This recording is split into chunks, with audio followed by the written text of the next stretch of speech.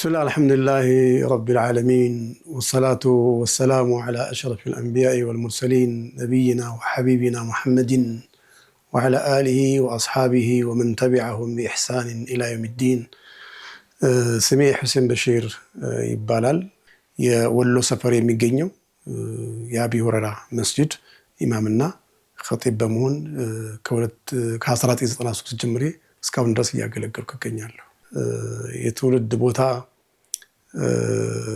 ሰሜን ነው። ሰሜንም ደግሞ ጎጃም ተብሎ በድሮ ጊዜ የሚጠራው ወረዳው እናርጅና እናውጋ ይባላል።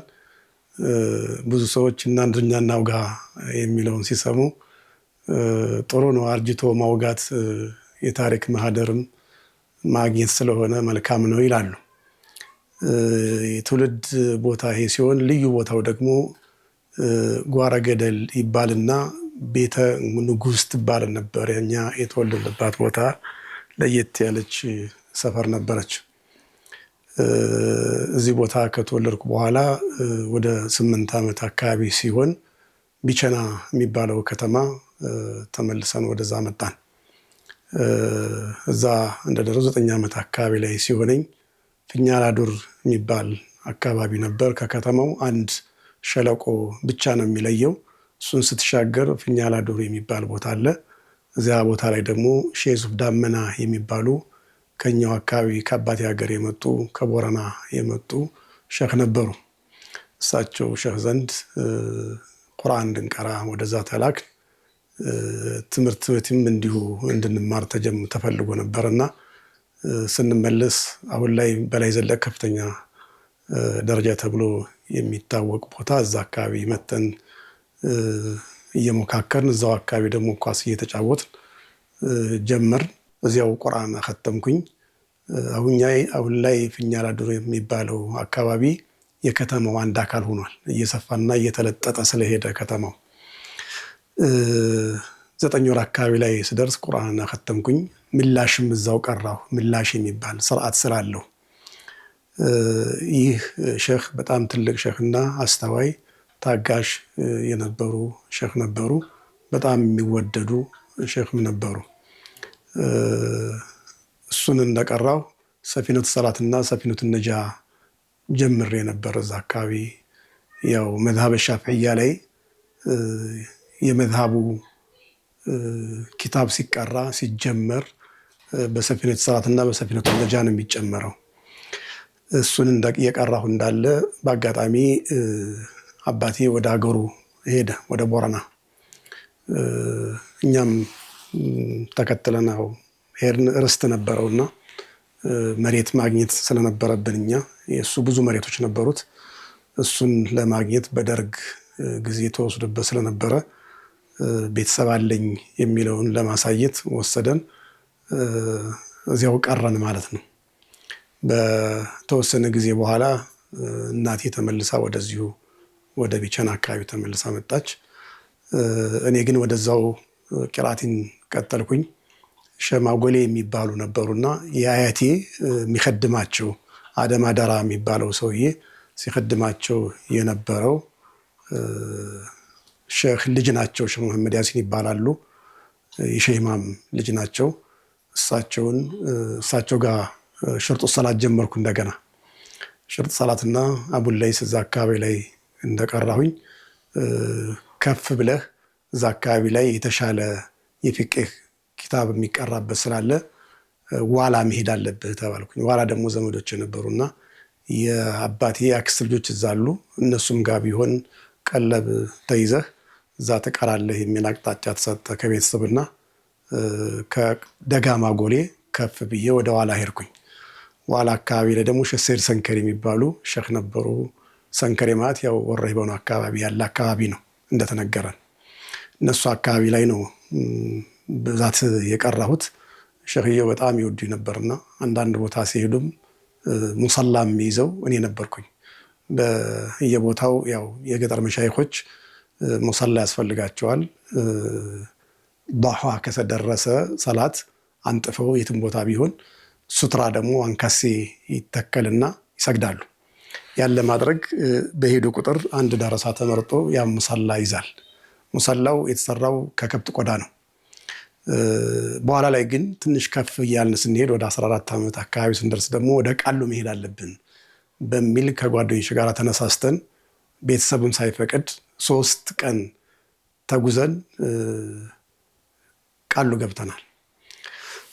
ቃሉ ስንገባ እኔ ከመድረሳችን አንድ ቀን በፊት አንድ ቦታ ላይ ቀሪያ ለማለት ትንሽ ርቦን ገብተን ነበር። ሁሉም በየፈርጁ በየአቅጣጫው እንዲገባ ተሰጠ። ትንሽ ከፍ ያለ ከኛ 17 ዓመት የሞላ አወል የሚባል ጓደኛችን ነበር። አላህ ይርሐመው ሙቷል የሚል መረጃ ደርሶኛል።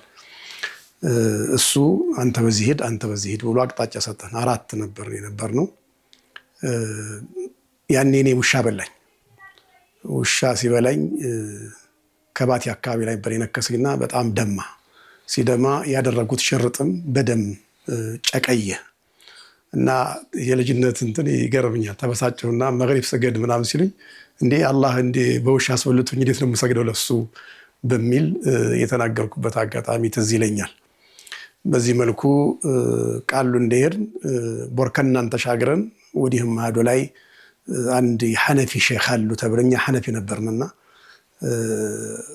ጠይቀን ስንሄድ ዳገት ላይ ደረሶችን አገኘኋቸው። በጣም ማረሳቸው እነዚህ ናቸው።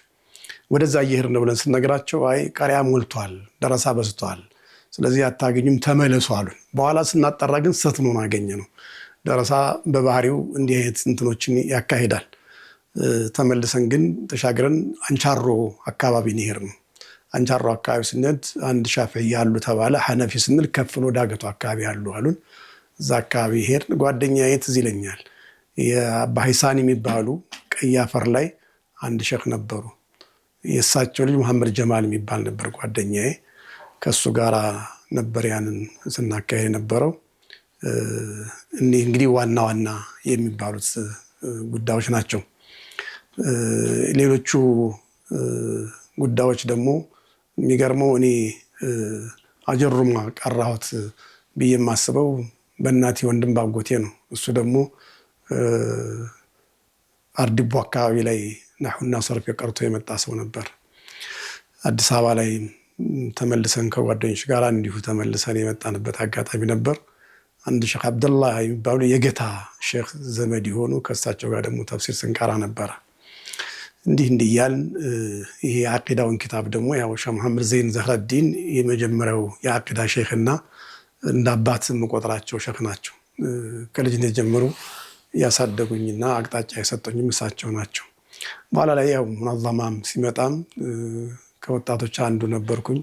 ሼኽ ሰይድ አህመድ ሙስጠፋ ደግሞ አንዱ ሌላ ሼኻችን ነበሩ። በሐዲስ በኩል አሁን ሼኽ ሰዒድ ዩሱፍ መንሱር የሚባሉ ሼኽ አሉ። አሁንም አላህ ይጠብቃቸው፣ ጤናቸውን ያላብሳቸው። እሳቸውም ጋር እንዲሁ በቅርአት ግንኙነት ነበረን።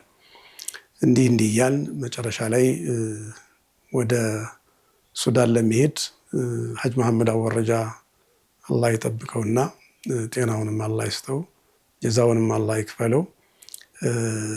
እሱ መድረሳዎችን በማቋቋም ረገድ ከፍተኛውን ሚና ነበረው። እዛ አካባቢ ላይ እኛም ሼኽ መሐመድ ዘይን ዘህረዲን ተከትለን እዛ አካባቢ ነበርንና በአጋጣሚ ከሱዳን ሰዎች መጥተው ነበር። ከሱዳን የመጡ ሰዎች ጋር ተግባብተን እነሱን እያገዝን አንዳንድ ስራዎችን እንሰራ ነበር ባለን አቅም ልክ። አንድ ዶክተር አብደላህ መሐመድ አቡ የሚባል ሰው አጋጣሚ ከሌሎች ለየት ያለ እሳቤና ግንዛቤ ያለው በትምህርት ደረጃም እንዲሁ ጥሩ ግንዛቤ ያለው ሰው ነበርና ውጭ ሄጄ መማር እንደምፈልግ ስነግረው ችግር የለም እዚህ አካባቢ ያለውን ከረዳችሁና ካስተካከላችሁ በኋላ ላይ አንድ የአንሳር ሱና ሙሐመድያ የሚባል አለ እዛ አካባቢ እንልካችኋለን የሚል ቃል ገቡልን። እንደተባለውም ከተወሰነ ጊዜ በኋላ ወደ ሱዳን እንዲሄድ ተደረገ። በወጪውን ያው የኢትዮጵያ ቅዱስ ቁርአን ድርጅት የሚባለው በወቅቱና በሰዓቱ ሼኽ መሐመድ ዘይን የዛ ተቋም ዋና ጸሐፊ ነበሩ። እዛ ሄደን 2 ዓመት ኮሌጅ ተማር። ከ2 ዓመት በኋላ ያው 10 ጁዝ መሐፈዝ አለባችሁ ዲፕሎማ ዓሊ አድቫንስ ዲፕሎም ለመስጠት የሚል መመሪያና ህግ ነበረ። እሱን እውን ለማድረግ ደግሞ ከካርቱም ከተማ 300 ኪሎ ሜትር ተጉዘን ዳመር የሚባል አካባቢ ደረስን። እዛ አካባቢ እነሱ የቁርአን ሕፍዝ ማዕከል አላቸው ጀማዓው ራሱ። እዛ አካባቢ ደግሞ ቢያንስ ከ6 ወር በላይ እዛ ቆየን። እዛ ስንቆይ በየመስጊዱና በየአካባቢው ይሄን ዳዕዋ እናደርጋለን። በተለይ ከጁምዓ በኋላ ኢማሙ ኹጥባውን ከኸጠበ በኋላ የኹጥባውን ጽንሰ ሐሳብ በተመለከተ ለማህበረሰቡ እናደርሳለን። በዚህ መልኩ አቅጣጫ እየተሰጠ ከዳመርም ሌሎች ከተማዎችም ላይ ሪሕላ ዳዕውያዎችና ቃፊላ ዳዕውያ የሚል ፕሮግራም አላቸው። ያንን እውን ለማድረግ የተለያዩ ቦታዎች እየሄድንም ዳዕዋ እናደርጋለን። በዛ ልክ 6 ወር ከቆየን በኋላ በትክክል ከዛም በላይ የቆየን ይመስለኛል 10 ጁዙን ከሐፈዝን በኋላ አብሮን ሸኽ ተልኮ ነበረ ቁርአን የሐፈዘ ከኛ ጋር ግን የተማረ እሱ እንዲሰማን ተደረገ። 10 ጁዝ ማሐፈዛችን ሲረጋገጥና እውን ሲሆን ተመልሰን ወደ ካርቱም ተመለስን። ካርቱም ከተመለስን በኋላ እንዳሰማን ሲረጋገጥልን ዲፕሎማችን ተሰጠን። አጠቃላይ እዛ አካባቢ ላይ ወደ 3 ዓመት ቆየን ማለት ነው። ከዛ በኋላ አንድ መሐመድ አቡ ዘይድ የሚባል የትምህርት ሚኒስትር ዴኤታ የሆነ በኋላ ላይ ይሄ መንግስት 2019 በፈረንጅ አቆጣጠር የዑመር በሺር መንግስት ከሚፈርስ ድረስ የትምህርት ሚኒስትር ዴኤታ ነበርና በፊት ግን እኛ ያለን ዋናው ቢሮ ላይ ምክትል ጸሐፊ አልአሚን አልዓም የሚባል ነገር አለ። እሱ ምክትል ሆኖ የሚሰራ ነበርና ኢትዮጵያ ውስጥ በብዛት ሲመላለስ ያውቀኝ ነበር እኔን እና ትምህርቴን ጨርሻለሁ፣ ሻሃዳዬን ተቀብያለሁ፣ ወደ ሳውዲ መሄድ እፈልጋለሁ ስለው ለምን ቁርአን አትጨርስም? ከጨረስክ በኋላ እዚሁ አካባቢ መስጂድ ይፈለግልህና ትምህርትንም ትቀጥላለህ፣ ወደ ድግሪ ትሄዳለህ፣ እንዲያልክ ወደሚሄደው ከሚሄድበት አቅጣጫ ሁሉ ትሄዳለህ የሚል ነገር ተነጋገር። አይ እኔ እዛ መሄድ ነው የምፈልገው የሚል ውትወታ ስጀምር ጥሩ መልካም ታየዋለህ፣ ችግር የለውም እንግዲያው ትኬት ይቆረጥለት የሚል አቅጣጫ ተሰጠ። ለፋይናንስ ሲመራ ደብዳቤ ነበር ያቀረብኩት። ደብዳቤው ላይ ጥያቄው ይሟላለት የሚል አቅጣጫ ተሰጠ። ያን አቅጣጫ ተከትሎ የመርከብ ትኬት ተቆረጠልኝ። በወቅቱ አስታውሳለሁ $100 ነበረ የሚከፈለው። ነገር ግን ወደቡ ጋር ለመድረስ ከካርቱም ቦር ሱዳን ወይም ፖርት ሱዳን መሄድ ነበረብህ። ፖርት ሱዳን ለመሄድ ደግሞ 1 ቀን ሙሉ ይፈጃል። አሁን እንኳን መንገዱ ተሰርቶ ምናልባትም 6 ሰዓት ወይ 5 ሰዓት ወይም ከዛ በነሰ ወይም በጨመረ ሊሆን ይችላል። ያኔ በባስ ተጉዤ ማታ ወደ 5 ሰዓት 6 ሰዓት አካባቢ ነው ፖርት ሱዳን የደረስኩኝ። እዛ አካባቢ ላይ ያው ሱዳን ላይ ብዙም ችግር የለውም። አልጋ ሳጣ ዝም ብዬ አንዱ ጋር ጠጋ ብዬ ውጭ ላይ አደርኩኝ። ጠዋት ላይ ትኬት ስለተቆረጠልኝ ወደ ሚና ወይም ደግሞ ወደ መርከብ ወዳለበት ቦታ ሄድኩኝ። ከአሱር በኋላ ገባን። መርከቡ ተንቀሳቀሰ። ጠዋት ወደ 5 ሰዓት አካባቢ ምናምን ጅዳ ላይ ደረስን ማለት ነው። ጅዳ ላይ ከደረስን በኋላ ጅዳ ደግሞ ከዚህ ከኢትዮጵያ የላከኝ ዶክተር አብደላህ የሚባለው ወንድሙ ጅዳ ላይ ነበርና አሊ ይባላል፣ ሙቷል። እሱም አላህ ይርሐመው በሰው እጅ ነው የሞተው፣ አላህ ይቀበለው። እሱ እንዲቀበል የተደረገ ጅዳ ላይ ዛረፍኩኝ። ከዛ በኋላ መዲና ነበር መሄድ የምፈልገው። እኔ መዲና ዩኒቨርሲቲ ቀጥላለሁ ምናምን የሚል ጉጉት ነበረኝ። እዛ ሄድኩኝ። በእርግጥም ከሄድኩ በኋላ እዛ ማን ያገኘሁኝ? እዚህ ሙነዘማ ላይ ወጣት ድርጅት ላይ ያለን የነበሩ ጓደኞችን ጀማል በሽርን አገኘሁት፣ ሰላሐዲን መለሰን አገኘሁት፣ ሌላም ሰዎች አገኘሁኝ። እነሱን አግኝቼ በሐሳቡ ተነጋገርን። በኋላ አንድ ሱዳኔ ደግሞ እዛ ሰቃይነት ተማሪ ነበርና እዛ አስተማሪ ሆኖ ይሄኛው ሰው እየነገረው በኋላ ላይ የእድሜ ገደብ 1 ዓመት አልፏል የሚል ነገር ተነገርና ተቀባይነት ሳላገኝ ቀረሁኝ። ከዛ 10 ቀን ከነሱ ጋር ቆየሁኝ። አንድ አወል የሚባል ሌላ ልጅ ነበር፣ የጉሌሌ ልጅ። እሱ አልጋ ላይ የተኛሁኝ። ማታ ማታ ላይ መዲና መስጂድ ይሄዳሉ ተማሪዎች፣ ሰርቪስ አላቸው። ከነሱ ጋር ሄዳለሁ። ሼህ አቡበክር ጀዛኢሪን አዳምጠን እንመለሳለን። እንዲህ እያልን እዛ ከቆየሁ በኋላ ሳይሳካ ሲቀር ወደ መካ መጣሁኝ። መካ የመጣሁት ከጀማል በሽር ጋር ይመስለኛል። ሰላሐዲን ይሁን ጀማል በሽር፣ ግን አብዛኛውን ትዝ የሚለኝ ጀማል በሽር ነው። ከሱ ጋር መጣና መካ ቆየሁኝ። መካ 1 ዓመት ከ4 ወር ቆየሁኝ። እዛ አካባቢ ላይ ሐለቃ ዕልሚያ ቀራ ነበረ ከመሻይኾች ጋር። ዶክተር መሐመድ አልዓሩሲ የሚባል ጃሚዓት ኡም አልቁራ የሚያስተምር ማታ ማታ የተለያዩ ኪታቦችን በተለይ መዝሀብ አልሐናቢላ ላይ ያሉ ኪታቦችን ያስተምር ነበር። ወስዩላህ የሚባል ደግሞ በዘሩ ሂንዳዊ የሆነ ግን ደግሞ እዛው መካ የተወለደ ነይል አውጣርን ሐረም አልመኪ ያስተምር ነበር። ከሱ ጋር የተወሰነ ነገር ቆየን። መጨረሻ ላይ ወደዚህ መጣ፣ ወደ አዲስ አበባ። አዲስ አበባ በኢትዮጵያ አቆጣጠር 93 ላይ የዛሬ 24 ዓመት አካባቢ ይመስለኛል እዚህ መጣሁኝ። ከዛ አቢ ሁረይራ መስጊድ የሚባለው አሁን ወሎ ሰፈር በኢማምነትና በኻጢብነት ጀመርኩ ማለት ነው። 7 ዓመት ከቆየ በኋላ ደግሞ በኢትዮጵያ አቆጣጠር 1999 ላይ በፈረንጅ አቆጣጠር 2007 ላይ ደግሞ ተመልሼ ወደ ሱዳን ሄድኩኝ። አፍሪካ ዩኒቨርሲቲ ገባሁ ማለት ነው። 2011 በፈረንጅ ተመረኩኝ የመጀመሪያ ዲግሪ። 2012 ላይ ደግሞ ማስተሩን ትምህርቱን ጨረስኩኝ። 13 እና 14 ላይ ደግሞ ፕሮፖዛሉን ጨረስኩኝ። መጽሐፍ ጀመርኩኝ ፔፐሩን ማለት ነው። 2015 16 17 አካባቢ ጨርሼ እዛ አካባቢ ዲፌንት ለማድረግ ሙናቀሻ ለማድረግ እንቅስቃሴ ነበረ። በአጋጣሚ ወደ ቱርኪያ ሄድኩኝ። ትንሽ አመማርጎኝ ነበረ። መጨረሻ ላይ ደግሞ የኔ አድቫይስ የሚያደርገኝ ፕሮፌሰር በአጋጣሚ ዑማን ሄደ በትውስጥ ማለት እዛ እንዲያስተምር። ፔፐሩን ጨርሼ ዛሬ ሄዳለሁ ነገ ሄዳለሁ እያለ በአጋጣሚ ደግሞ 2019 መጣና የመንግስት መቀያየር ተፈጠረ። በዚህ ላይ ቆየን። ስራውን እዚህ እየሰራ መሀል ላይ ያው የተለያዩ ስራዎች አሉ። ኢሕሳን የሚባል ከደሴ የመጣ አንድ ሎካል ድርጅት አለ። የዛ ዳይሬክተርም ነበርኩኝ ከ2018 ጀምሮ 15 ጀምሮ። ከዛ በፊትም እንዲህ የጽህፈት ቤት ኃላፊ ነበርኩኝ ኢሕሳን የሚባለው ላይ ከመሄድም በፊት።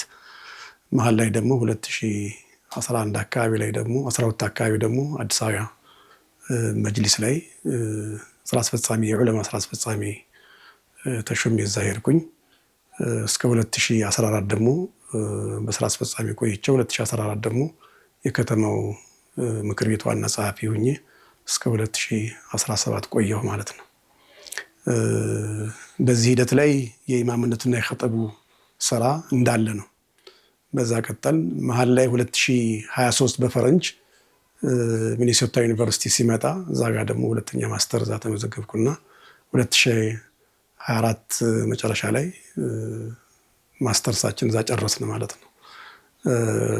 በፊቅህና በኡሱል ፈንድ ላይ ማለት ነው። ዛሬ ላይ ያው ፒኤችዲ ተመዝግበን በዚህ ዓመት ኢንሻአላህ እንጨርሳለን ብለን እናስባለን። በቁርአን ዙሪያ ላይ ነው ደግሞ የማጠናው። እሱን ኢንሻአላህ ዘንድሮ አላህ ካለ ጨርሰን እንመረቃለን ብለን እናስባለን።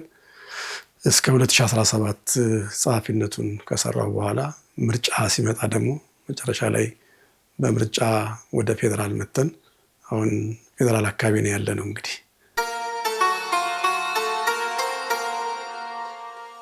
የህይወት ታሪካችን በተመለከተ በጥቂቱም ቢሆን ዳሰስ ያደረግ ነው ቢሆንም በቀጣይ ግን በጥልቀትና በስፋት የምናየው ይሆናል። የጁምዓ ዝግጅቱን በተመለከተ ኢንሻአላህ ከወንድሞች ጋራ በመኪና ውስጥ በምናደርገው ጭውውት አጠቃላይ ሂደቱና ፈህዋውን ወይም ደግሞ የጽንሰ ሐሳቡን እያየነው የምንሄድ ይሆናል ኢንሻአላህ።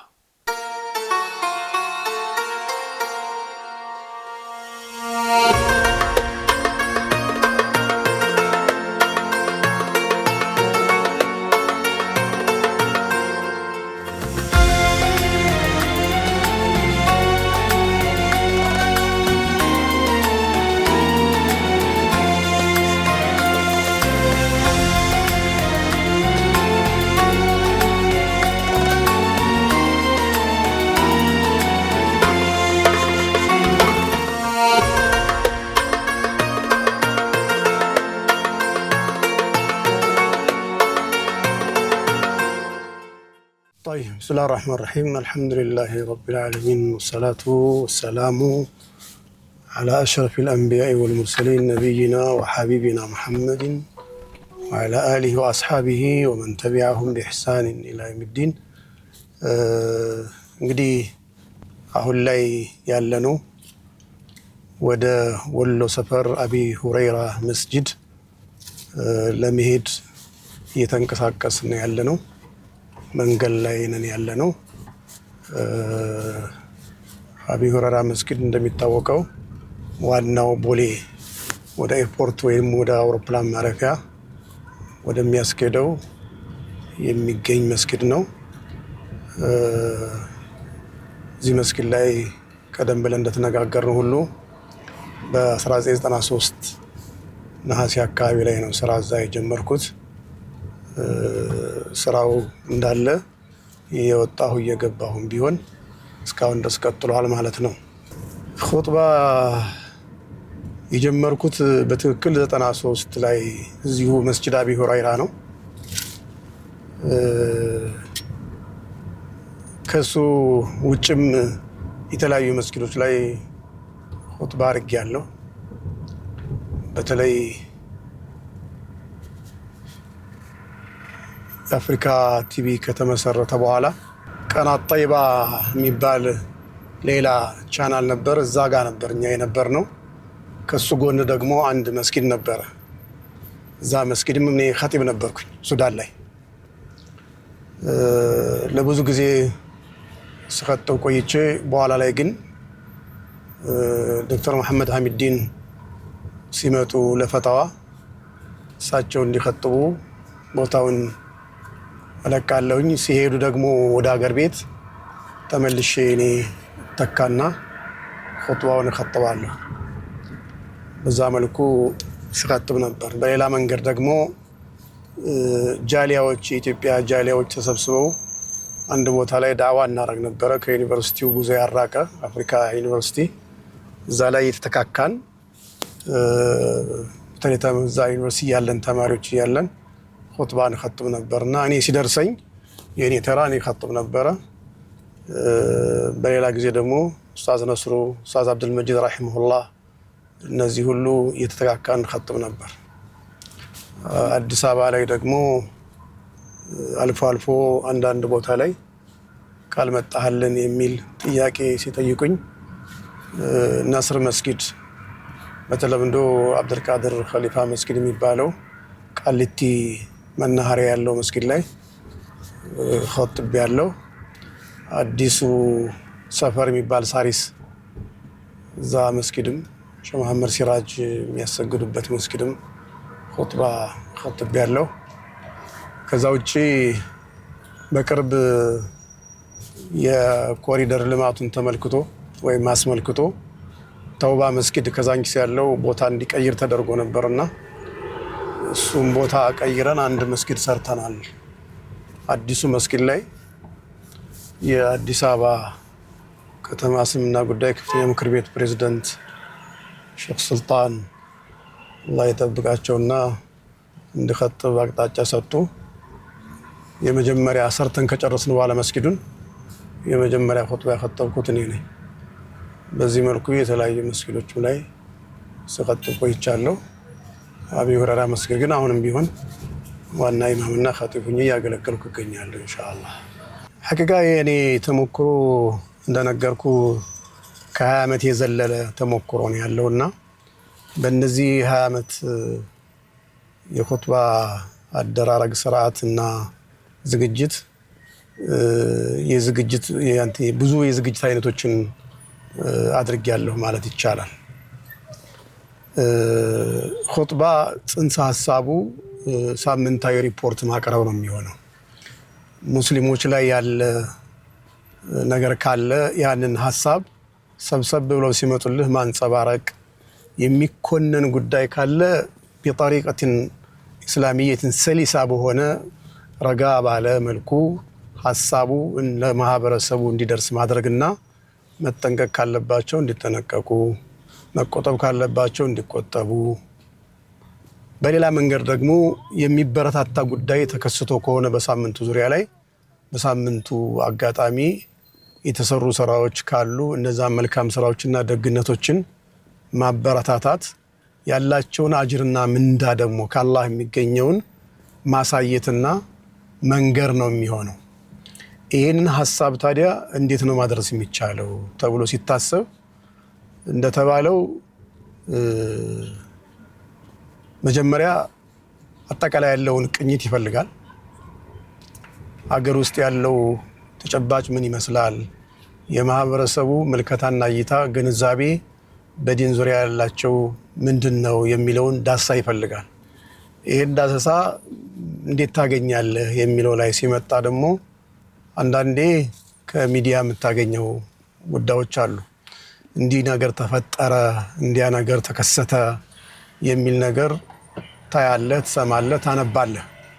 አንዳንዴ ደግሞ ግለሰቦች ጋር ስትገናኝ እንዲህ አይነት ክስተት አለ፣ እንዲህ አይነት ክፍተት አለ፣ ይሄ በኹጥባ ሙዓለጃ ቢደረግ ቢነገር ለማህበረሰቡ የማህበረሰቡ ንቃተ ህሊና ቢያድግ ቢመነደግ ቢፋፋ አሁን ያለው አሳሰብ የቀነጨረና ምናልባትም የሳሳ ስለሆነ እንዲፋፋ ቢደረግ የሚል ከግለሰቦች ሐሳቦች ይመጣሉ፣ መረጃዎች ይሰጡሃል።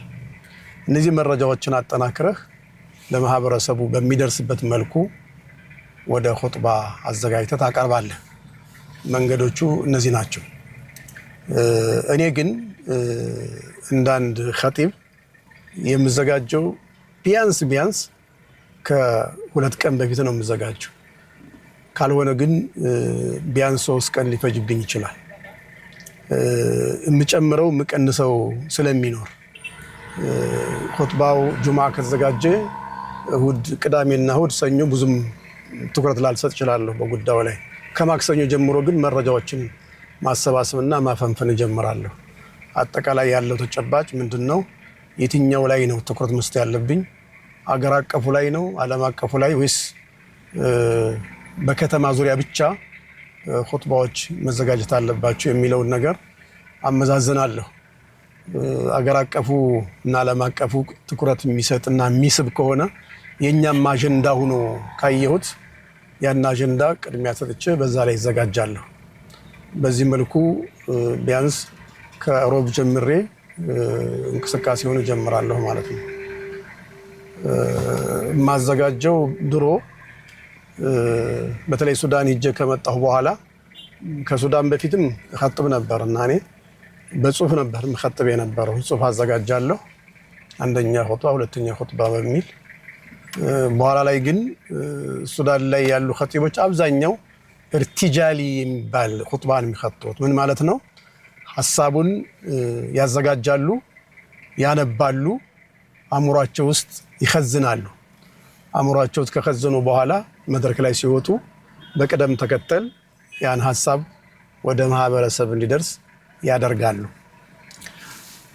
ይሄንን ካየም በኋላ እኛም እዛ አካባቢ ላይ መኸጠብ ስንጀምር በዛ ልክ ሆነ ማለት ነው። አካባቢውን የሚመስል አይነት ኹጥባ መኸጠብ ስላለብን እንደዚህ አይነት ነገሮችን አደረግን። በኋላ ላይ እዚህ ከመጣሁ በኋላ ደግሞ እንዲሁ ያንኑ እሳቤ እውን ለማድረግ ቀጠልኩኝ፣ ሞከርኩኝ። ግን አንዳንድ ወንድሞች እንግዲህ እንደተባለው ኸጢብ ከኸጠበ በኋላ እንጥባዓት ማስተዋል አለበት ይባላል። የማህበረሰቡ እይታና ምልከታ ግንዛቤ ምን ያህል ደርሷል ተብሎ ደረጃው በአንድም በሌላ መንገድ መለካት አለበት ተብሎ ይታመናል። በዛ መልኩ አንዳንድ የምቀርባቸውን ሰዎችን አማከራለሁና እንዴት አያችሁት፣ በምን መልኩ ይሁን፣ ምን ይጨመር፣ ምን ይቀነስ የሚል መጠይቆችን እናዘጋጃለሁ። እና አንድ የምወደውና የማከብረው ሰው ምን አለኝ፣ ጥሩ ሀሳብ ነው፣ ኹጥባው ጥሩ ነው፣ ግን አንዳንድ ጁሙዓ ላይ አላቅም፣ ምናልባት አእምሮህ የተሰረቀብህ ሊሆን ይችላል፣ ሀሳቡ ልትሆን ትችላለህ፣ ፍሰቱ ይቋረጣል።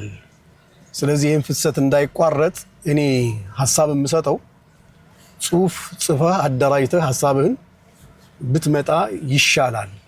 ምን ማለት እንደለመድከው በቃሌ እንኳን እናገራለሁ ካልክ ጽሁፉ አጠገብ ላይ ሆኖ ብትቀጥልና ድንገት ሀሳብ ላይ ሆነ ሐሳብ ተሰርቆ ደግሞ ፍሰቱ ሲቋረጥ ወደ ተጻፉ ጽሁፍ ብትመጣ የተሻለ ይሆናል የሚል ሐሳብ መስጠት ወዳለሁ አለ። ይህን ሐሳብ እኔም ገዛሁት ወደድኩትና ተቀበልኩት። ከዛን ዕለት ጀምሮ ጽሁፎችን አዘጋጃለሁ። አንዳንዴ በወረቀት እንዲታተሙ አደርጋለሁ። አንዳንዴ ደግሞ እዛው ላይ ሞባይል ላይ ሊሆን ይችላል፣ ታብ ላይ ሊሆን ይችላል። በዚህ መልኩ ጽሁፎች ይዘጋጃሉ። በዚህ መልኩ ኹጥባዎችን አደርጋለሁ ማለት ነው። ኖርማሊ ከጽሁፉም ወጣ ባለ መልኩ ንግግሮችን አደርጋለሁ። አንዳንዴ ጽሁፎችም ድንገት የማያቸው ነገር ኖሮ የማያስፈልጉ ነገር ሆኖ ሲገኝ ደግሞ የምቀንስበትም አጋጣሚ አለ። በዚህ መልኩ ነው የኔ ኹጥባ አዘገጃጀት።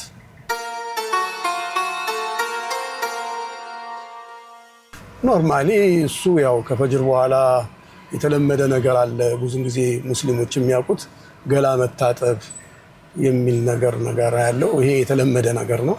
ለኸጢቡ ሳይሆን ለማንም ሰው የሚደረግ ነገር ነው። የተወደደም ስለሆነ ማለት ነው። ከዛ በኋላ ያው ጥሩ ልብሶችን ትለብሳለህ። ጠረኑ ደግሞ ያው አንተ ቁድዋና አርአያ በመሆን ለሌሎቹ ተምሳሌት ስለሆንክ የተሻለ ሽቶ ምናልባትም ሽቶ ተብሎ ራሱ ለሳይንስ የማይዳርግ እንዲህ አይነት ነገር ሰዎች ያለባቸው ካሉ እንዳይቸገሩ በሚሆን መልኩ ያን አድርገህ ኢማም መልበስ ያለበት አለባበስ በተለይ አገራዊ ዑለማዎች አለባበስ ቢሆን ይመረጣል። ብዙ ጊዜ እንደዛ አደርጋለሁ እኔ። በዚህ መልኩ ነው ዝግጅት ማድረግ ኢንሻአላህ። ሁሉ ጊዜ እኔ ቀድሜን የምወጣው ምናልባት የመንገድ መዘጋጋት እንዳይኖር በሚል 3 ሰዓት ጧት ነው 3 ሰዓት አካባቢ ካልሆነ 4 ሰዓት ነው መንገድ የምጀምረው። የምደርሰው ሁሉ ጊዜ በአብዛኛው አንዳንዴ ካልሆነ መስተቀር 5 ሰዓት ከረፋዱ እኔ መስጊድ ደርሳለሁ። ገብቼ ያለውን ድባባ ያለው የሚቀየር ነገር ካለ መስተካከል ያለበት ነገር ካለ ከኹጥባዬ ላይ አስተካክላለሁ። ቀድሞ የሚመጡ ወንድሞች ካሉ ከነሱ ጋር እናወራለን። ሰዓቱ ሲደርስ ወደ ሚንበር ሄዳለሁ ማለት ነው።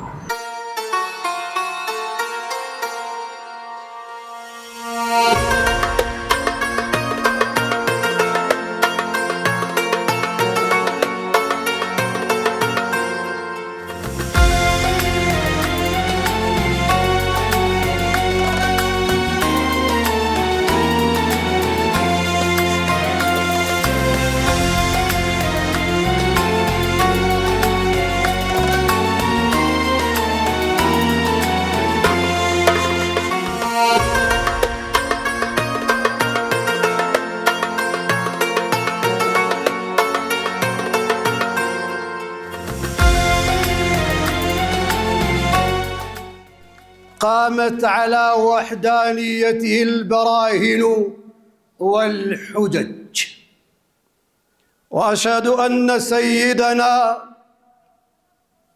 وحبيبنا محمدًا عبد الله ورسوله هو القدوة الحسنة والنبي المجتبى.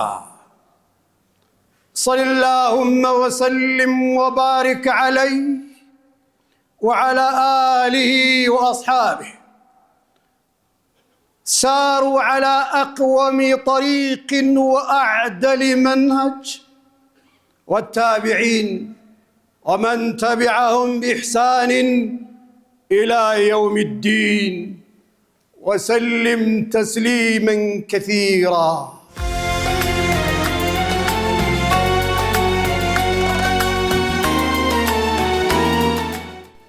وسلامة قلب وصحة أعمال التي نتقرب بها إلى الله جل وعلا دون عجب أو غرور. قال الله: وسارعوا إلى مغفرة من ربكم وجنة عرضها السماوات والأرض أعدت لمن أيها الإخوة؟ للمتقين. من هم؟ الذين ينفقون في السراء والضراء والكاظمين الغيظ عن الناس ወላሁ ዩሒቡል ሙሕሲኒን።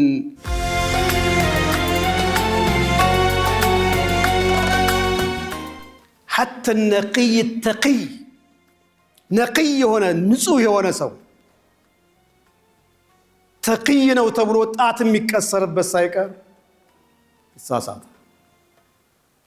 ሙናፊቆችና አስመሳዮች እብሪተኛና ትዕቢተኞች